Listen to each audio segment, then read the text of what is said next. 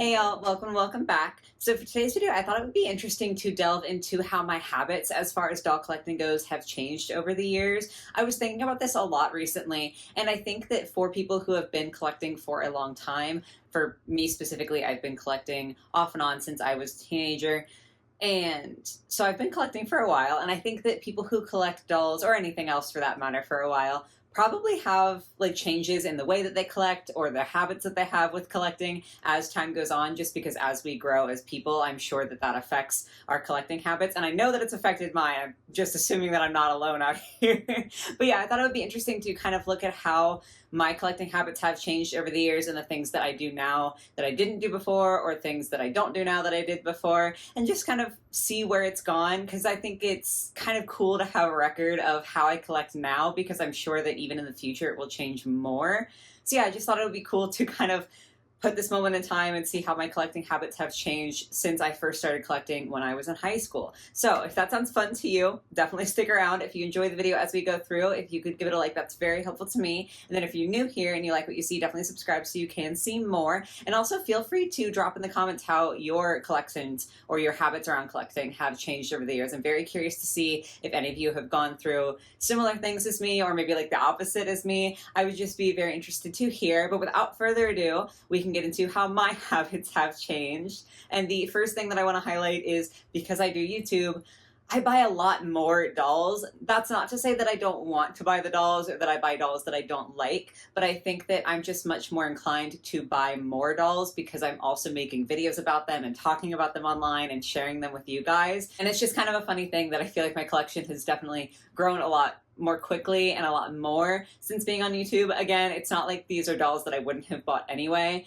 but I just think there's so much more fun to be had when you are collecting and then also sharing it, at least for me personally. So I think that that's kind of contributed to me buying more dolls. And then some of these reasons do tie in together, but like, I'm technically counting them as different ones. So the first one, I have little examples over here that I can share with you guys. The first one is being willing to collect different brands of dolls. When I first started collecting as a high schooler, I only collected Monster High. I was very, very strict with that. And once Monster High ended, I couldn't like overcome that in my head. I felt like I could only collect Monster High. And so I tried a couple of dolls here and there, but they didn't really stick for me. And I ended up not collecting for several years because of that, because it was so ingrained in me that I was a Monster High collector and that was it. That was all that I collected. And obviously that is not true now. I collect many different kinds of dolls. We've got like a Barbie doll that I rebought from my childhood. We've got a little Nana Mini that I'm super happy to have. So I'm very excited to like buy more dolls than I used to be, in terms of like more kinds of dolls. I used to be very strict with myself, and kind of tying into that, I was like one of those kids who thought that I was super edgy and cool, even though I wasn't super edgy or cool. But because of that, I liked Monster High, and the reason it was Monster High specifically that I was only allowed to collect was because they were more edgy than other doll brands that were currently available. And so now, in addition to just being okay with buying myself other brands of dolls, I'm also okay with buying dolls that are more cutesy or, you know, nicely fantasy inspired instead of more horror inspired. I don't have to get just dolls that are one aesthetic. I'm happy to collect many different aesthetics. And honestly, I think it's a much healthier mindset for me to have personally. You guys could be totally different, and that's fine. Just for me, I think it's nice to not be so restrictive on myself. So yeah, it's nice that I can enjoy other brands. I still love Monster High, obviously, but like, it's good that I can enjoy these too. The next type of habit that I had with doll collecting that has definitely changed is being okay with buying secondhand dolls out of box. So my example here is these two zombie shake dolls from Monster High. I did buy them, I think off of Mercari, but I got them loose. They didn't come in the box. They didn't come with their normal stands. And like, that's fine. I'm okay with that now. But when I was younger and buying these in high school, to be fair, I think some of it was because I was like having my parents help me buy them online, and my parents didn't love the idea of buying anything off of like eBay or anything like that in general, and especially they didn't like the idea of something that was loose because they were worried that it might accidentally end up being damaged or it might be coming damaged. So I think that part of that was just like hearing what my parents thought about it. But I was really anxious about buying secondhand dolls that weren't in box. I do still sometimes buy them in box intentionally, because if I like the box or there's a part that I want to like cut out and use in my display, of course I want to have the box. But if that's not the case, I'm now totally fine buying secondhand dolls out of box, which is great because they're normally cheaper. And so it's easier to buy the secondhand dolls that I really, really like without completely harming my wallet if I can buy them loose and obviously in good condition. Like these two dolls are totally fine. But yeah, it was just like a worry that my parents held and that I held for a while. And if you guys prefer to buy your dolls in box secondhand, that's totally fine. I'm not here to judge you. But I do think that it is like better for me financially, and it's also nice to not just have that worry in my head. So yeah, I'm now okay with buying secondhand dolls out of box. Okay, the next ones that are coming up all have kind of similar themes, but they're all things that have actually been habits that have kind of evolved for me very recently. And the first one is being okay with restyling dolls. So my Monster Ball Claudine has braids that I gave her, and I love it. I think she looks so cute like this. I'm obsessed. But when I was younger, I was not okay with restyling my dolls. Something about it, I just felt like if I wanted to wash their hair so that it was softer, that was okay, but I had to put it back in the exact style that they came in, because if I didn't, I had like ruined something about how pristine they were. And again, if you guys still like to do that, totally cool. But for me, now it's really fun to experiment with like hair or clothing and stuff like that. We'll talk more about the clothing in a second. But since we have Monster Ball Claudine talking about the hair, I'm okay now being able to experiment with restyling the hair and even cutting the hair. I cut a little bit of hers off just to make it more even, and doing these things to make them more personalized. This one is not an example that's in a super, super permanent way. Like, yeah, I cut a little bit, but mostly you could take the braids down again. But yeah, I think it's interesting to see that my viewpoint has gone from I want to maintain this doll in the exact way that she came out of box to, yeah, I kind of want her to like be a little bit different and be a little bit more personalized. And now I just like having fun and experimenting with different styles with my dolls. And that does tie in, like I said, to like clothing. So the next example that I have here is Rebecca Steam. I've got her goggles in hand, they fell off. But I have painted little bits on this doll. I painted like her goggles, the lenses I painted, and then I painted some details onto her bag and also onto her boots.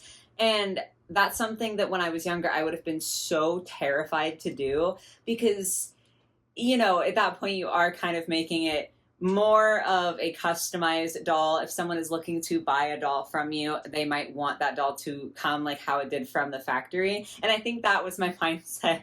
I think it was like if I ever didn't want to have this doll again, then I've kind of dropped her value. Like it might be really, really hard for me to find someone who would want to buy her if I ever didn't want to keep her. But while I do think that that's totally fine if that's a mindset that you're comfortable with, for me, I think that it's not healthy to be living in the future like that. Like, yeah, I now don't think that I would ever sell Rebecca Steam, but that could change. That could change in the future. I could get to a point where I don't want to have this doll anymore. But I don't want to be living my life based on, oh, this might happen. I want to be living my life based on what is going to be bringing me joy right now. And what brings me joy right now in the moment is to have some of the details painted on her. And if down the line that makes it a little bit more difficult to sell her, or I can't get as much money for her, if I ever happen to decide to sell her, you know, that's fine, because I think it's more important for me to be able to be enjoying it now versus, you know, prioritizing something that might not even happen in the future. I hope that that makes sense. But yeah, I think it's really fun now to be able to be okay with painting some details on my dolls or changing things in a more permanent fashion. Like if I cut her hair really short, because they're my dolls and I should be enjoying them the way that I want to be instead of planning for like some event in the future that I don't even know will actually happen. The next one I don't have an example for because I don't actually have a doll in my collection, at least like fully dressed right now, that has this, but I'm okay now with having different brands clothing on like a different doll. So I'm okay with, say, using LOL OMG clothing on a Monster High doll or Rainbow High clothing on an LOL OMG doll.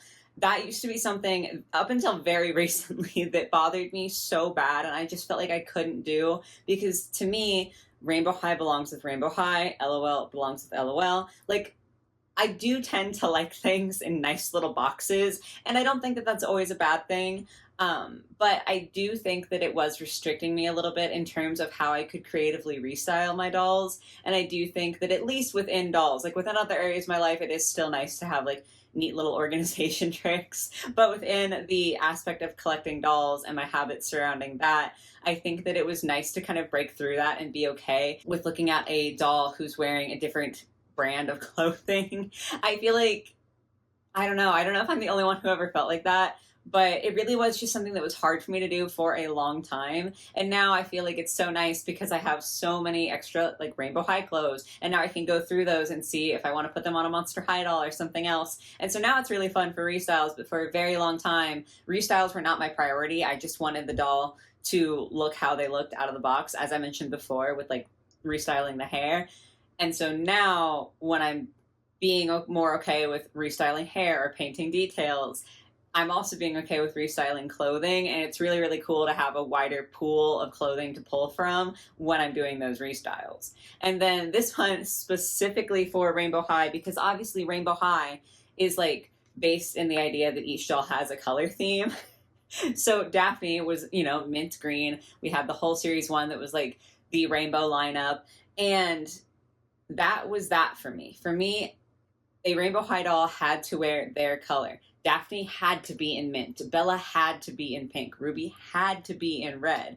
And I do think that that's still extremely aesthetically pleasing. And I think that probably most of my Rainbow High collection still follows that rule just because it does look nice. You know, it's very easy to match like all orange clothing on an orange themed doll, and it looks really, really cool. But I do think that in some cases, Daphne here specifically, I just like her better in other clothing. This is Daria's outfit, and I think she looks amazing. There is a little bit of green, but definitely not mint green on the outfit. Mostly it's black and red. And me of like 2 years ago would never have even thought to do this, would never have deemed it acceptable to try this. But I think it looks really cool, and I love seeing her on my display in this outfit. So again, just kind of widening my horizons as far as whether I'm okay with restyling dolls or how I'm okay with restyling dolls. And it's really cool for me to have seen that freedom within me kind of grow, and kind of fostering that freedom to just be a little bit more creative and not put all these rules on myself. It feels very nice to do so. And then the last habit that has changed for me as far as doll collecting goes is being okay with not keeping all of a doll. So I have the lovely Natasha here as my example. She just stays in this pose all the time because I feel like she looks so gorgeous. But again, I think this was something that tied into me kind of planning for the future if I ever wanted to sell a doll. I always felt like I had to keep every single piece that came with every single doll, even if I hated it. And yeah, that can be helpful if you are someone who kind of more routinely ends up selling dolls and kind of recycles your collection in that sense, like you buy a couple and then you'll sell a couple. If you do that very frequently, I think it makes sense because it does hold value more, but I don't do that very often. It's not something that I do with any sort of regularity. And so for me, I think that pieces that I know I hate and I know that I will never personally use, it takes up less space in my actual storage and in my mind if I just sell off those pieces. A while ago, I did like a Rainbow High lot where I sold a bunch of extra clothing and a couple of dolls that I knew I was never going to use in any of my restyles.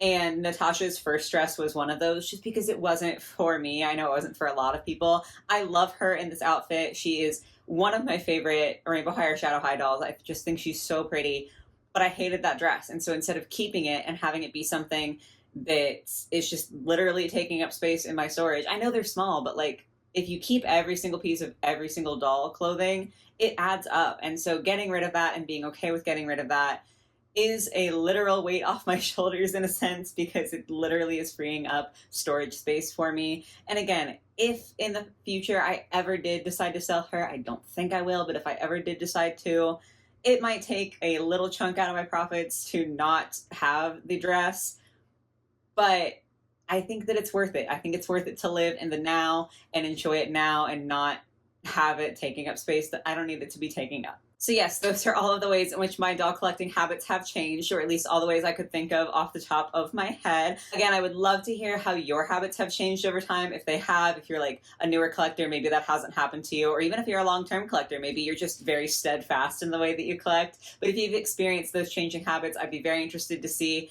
like what those are for you, and also what you think of mine. It is funny because I think that the root cause for most of them are not wanting to like change the way that the doll looks because I want to keep them super pristine, and then being prepared for the future if I ever decided to sell a doll. And I've basically just gotten rid of those habits entirely and replaced them with habits of restyling and customizing and just having a little bit more freedom for me with my dolls. Again, if you guys don't do any of the things that I do, that's totally cool, because dolls are wonderful because everyone can enjoy them in different ways. But yeah, that's just things that have changed, all for the positive for me, honestly. Like, I don't think I've fallen into more negative habits as time has gone on, which is great to be able to say. But yeah, I would just love to hear your thoughts. I do hope you guys enjoyed the video. I do have, as always, my Amazon wish list and then my Instagram and TikTok linked in the description. So if you want to support me in other ways, you can check that out. But that is going to be it for today. So I hope you guys have a lovely rest of your day or your night or whatever it might be. And I will catch you in the next one. Bye, guys.